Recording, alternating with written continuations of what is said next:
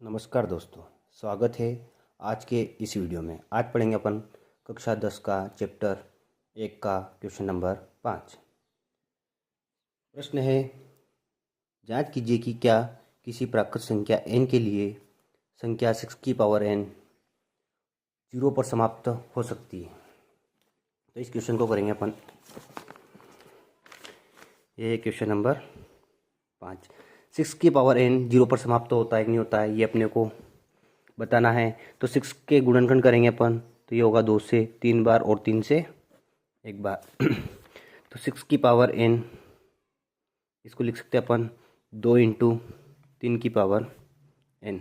अब चूँकि अपने को पता है कि कोई भी संख्या 0 पर तभी समाप्त होगी जब उसके गुणनखंड में 2 और 5 आएगा।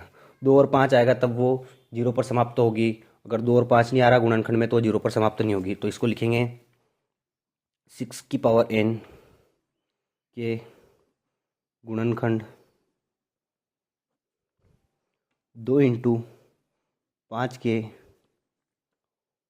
रूप में नहीं है, अतः 6 की पावर n 0 पर समाप्त नहीं हो सकती।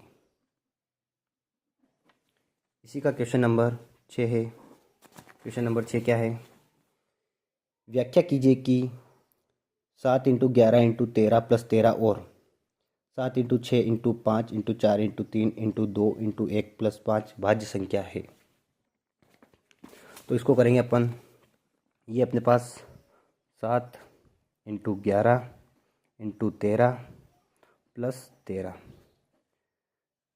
इस क्वेश्चन को करने के लिए अपने को पता है, इनमें से कॉमन ले लेंगे 13 बाहर। यहाँ से बचा 7 इंटू 11 प्लस 1। अब किसी भी संख्या के 2 से अधिक गुणनखंड होते हैं तो वो संख्या एक भाज्य संख्या होती है। अब इस संख्या में 13 एक गुणनखंड आ रहा है और इसको सोल्व करेंगे तो ये आ जाएगा 13 इंटू, ये हो जाएगा 77 प्लस 1। तो ये आ गया 13 इंटू 78। तो इसके 2 से अधिक गुणनखंड और एक तो 13 हो रहा है, 78 के भी और 2 से ज़्यादा गुणनखंड होंगे। तो ऐसी संख्या जिसमें खुद के अलावा किसी और संख्या का भी भाग जाता है वह भाज्य संख्या कहलाती है। तो इसमें लिखेंगे इसके, इस संख्या के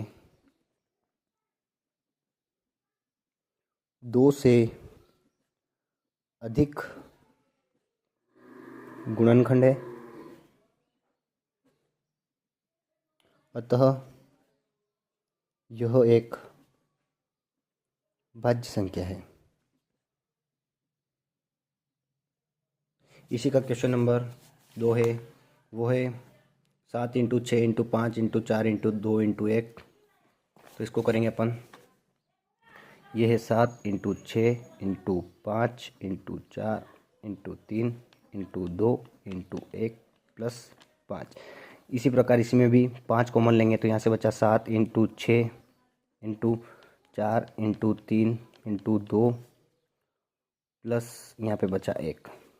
तो इसको सोल्व करेंगे तो यह आ जाएगा 2 तिया 6, 6 चौक 24 और 5 ये हो जाएगा 42 इंटू ये हो गया 24 प्लस 1। अब इस संख्या में भी ऐसा ही होगा, 5 अतिरिक्त तो गुणनखंड आ रहा है और इसमें भी ये पूरी संख्या बनेगी। एक खुद तो गुणनखंड होगा 1 और एक ये पूरी संख्या बनेगी, वो इसका गुणनखंड होगा 2 और ये 5 है। तो इसमें भी 3 से अधिक 2 से अधिक गुणनखंड आ रहे हैं तो ये संख्या भी एक भाज्य संख्या होगी। इस संख्या में भी इस संख्या के 2 से अधिक गुणनखंड है, अतः यह भी एक भाज्य संख्या है। अब क्वेश्चन नंबर इसका 7वां। क्वेश्चन नंबर 7 क्या है, ध्यान से देखेंगे। किसी खेल के मैदान के चारों ओर एक वृत्ताकार पथ है। इस मैदान का एक चक्कर लगाने में सोनिया को 18 मिनट लगते हैं, जबकि इस मैदान का एक चक्कर लगाने में रवि को 12 मिनट लगते हैं। मान लीजिए वे दोनों एक ही स्थान और एक ही समय पर चलना प्रारंभ करके एक ही दिशा में चलते हैं। कितने समय बाद वे पुनः प्रारंभिक स्थान पर मिलेंगे? इस टाइप क्वेश्चन में अपने को ध्यान रखना है कि जब भी ऐसा क्वेश्चन आ जाए या फिर घंटियों वाला क्वेश्चन आ जाए कि घंटियाँ इस समय अंतराल में बजती है तो वो सब एक साथ कब बजेगी, तो इस टाइप के क्वेश्चन में अपने को एलसीएम निकालना है। जैसे रवि 12 मिनट में चक्कर करता है और सोनिया 18 मिनट में, तो यहाँ से 12 और 18 का एलसीएम लेंगे तो ये 12 और ये 18 का एलसीएम लेंगे तो ये आ जाएगा 2 से 6 बार और ये 9 बार, और यहाँ आएगा 2 से,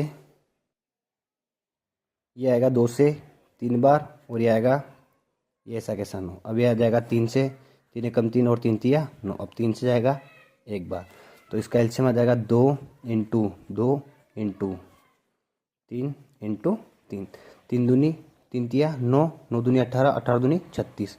तो ये वापस 36 मिनट के बाद अपने प्रारंभिक स्थान पर वापस दोनों मिलेंगे। ठीक है दोस्तों, तो इसी प्रकार की वीडियो के लिए चैनल को लाइक करें, सब्सक्राइब करें। धन्यवाद।